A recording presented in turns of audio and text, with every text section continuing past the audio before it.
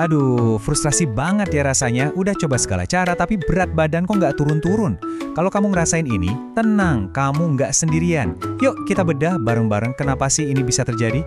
Coba deh, pernah nggak sih ngerasa kayak gini? Udah berusaha mati-matian, tapi rasanya kayak lagi nabrak tembok aja gitu. Nggak ada kemajuan sama sekali. Dalam hati tuh udah bilang, oke, aku udah diet serius loh ini. Porsi makan udah dikurangin. Bahkan nih, udah nahan lapar yang nyiksa banget. Tapi itu angka di timbangan kok kayak macet ya? Nggak gerak sama sekali? Ayo, ngaku siapa yang sering banget ngalamin ini? Kalau iya, tenang, kamu bener-bener nggak sendirian kok. Nah, dari rasa frustrasi itu, biasanya kita jadi nyalahin diri sendiri kan? Mulai dia tuh muncul pikiran-pikiran kayak, apa badan gue rusak ya? Atau, wah jangan-jangan metabolisme gue emang payah nih dari sananya. Tapi gimana kalau sebenarnya masalahnya itu bukan di niat kamu yang kurang kuat, tapi di strategi kamu yang keliru. Sering banget loh, tanpa sadar kita itu malah ngajak berantem badan sendiri, bukannya kerja bareng. Oke, sekarang kita masuk ke bagian intinya ya. Kita bakal lihat gimana sih tubuh kita itu sebenarnya punya sistem pertahanan diri yang canggih banget. Tapi lucunya, sistem ini kadang malah jadi menghambat tujuan kita. Ini dia nih, kesalahan paling umum dan paling sering kejadian. Pas mau nurunin berat badan, apa hal pertama yang dilakuin? Bener banget, potong kalori segila-gilanya. Pokoknya makan sesedikit mungkin. Nah, disinilah masalahnya mulai muncul. Waktu kita motong kalori secara drastis, badan kita itu nggak mikir, oh dia mau langsing. Enggak, badan kita itu panik dan ngiranya kita lagi kelaparan di tengah hutan. Akhirnya, dia langsung nyalain mode survival. Hasilnya, metabolisme langsung melambat, ngerem mendadak buat ngirit energi. Coba bayangin deh, badan kita tuh kayak punya tim internal gitu. Pas kita diet ekstrim, si manajernya, si otak, langsung teriak, woi, bahaya, bos kita lagi kelaparan nih.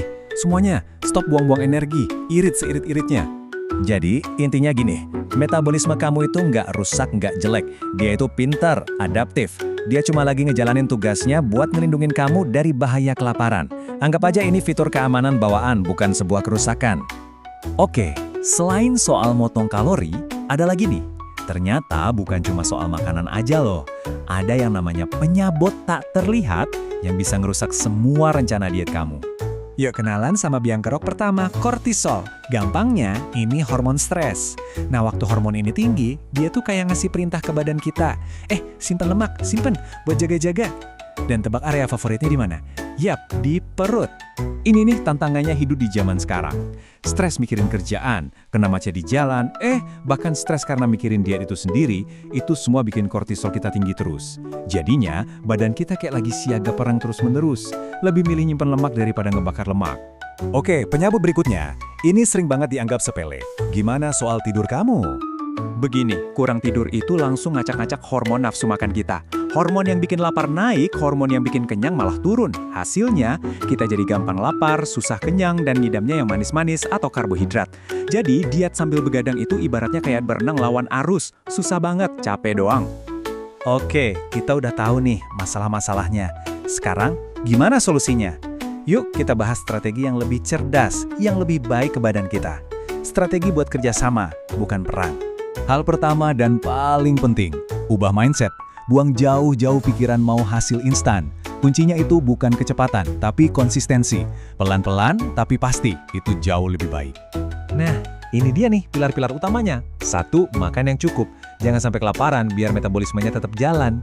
2. Banyakin protein biar kenyangnya awet. 3. Gerak yang teratur. Nggak perlu heboh, yang penting rutin.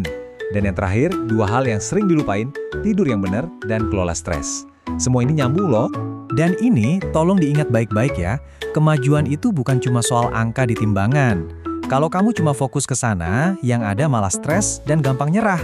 Padahal kemajuan yang sebenarnya itu seringkali nggak kelihatan dari angka. Coba deh fokus ke hal-hal ini. Badan jadi lebih berenergi nggak? Baju-baju lama mulai longgar nggak? Kamu ngerasa lebih kuat pas beraktivitas?